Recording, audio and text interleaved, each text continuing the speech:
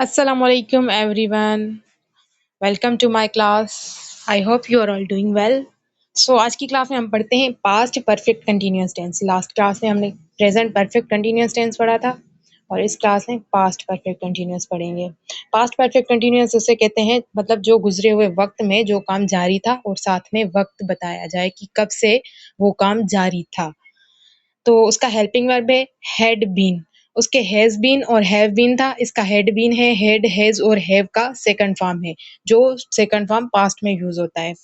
और उसके बाद वही फॉर्मेशन है, वर्ब की फोर्थ फॉर्म लगेगी और ऑब्जेक्ट और उसके बाद सिंस या फॉर लगेगा। जैसे सेंटेंस है I had been playing here since morning. मैं सुबह से खेल रही थी, मतलब पास्ट में जो काम जारी था और साथ में वक्त बता रहा है कि कब से खेल रही थी मैं। और दूसरा सेंटेंस है she had been studying for 2 hours. मैं 2 घंटों से पढ़ रही थी।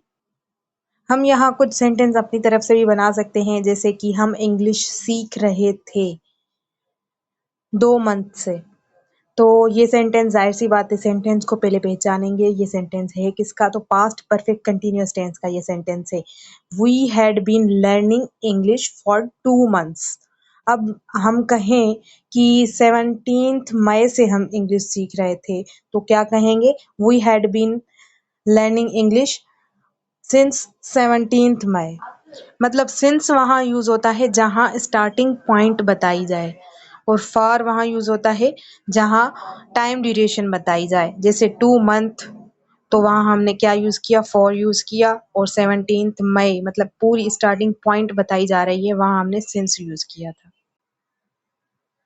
अब मैंने यहाँ कुछ एग्जांपल्स लिख लिए हैं कि मतलब जैसे कि फॉर किसके साथ लगता है जहाँ टाइम ड्यूरेशन बताई जाए, जैसे minutes, hours, days, weeks, months, years, उसके साथ फॉर लगेगा। बाकी सबके साथ सिंस लगता है। अब यहाँ पास्ट परफेक्ट कंटिन्यूअस टेंस की नेगेटिव फॉर्मेशन है। नेगेटिव करने के लिए हम क्या करते हैं? हैड बीन के बीच में हम नॉट लगा देते हैं, तो हमारा नेगेटिव सेंटेंस बन जाता है।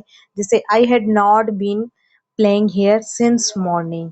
तो सिंपल नॉट लगाना है, कुछ भी नहीं करना। अगर कोई क्लास में मिस्टेक हो जाती है सो माजरत चाहती हूँ। अब हम इंट्रोगेटिव करने के लिए क्या करते हैं कि हेड को बाहर निकालते हैं। जैसे कि had I been playing here since morning, क्या मैं सुबह से खेल रही थी?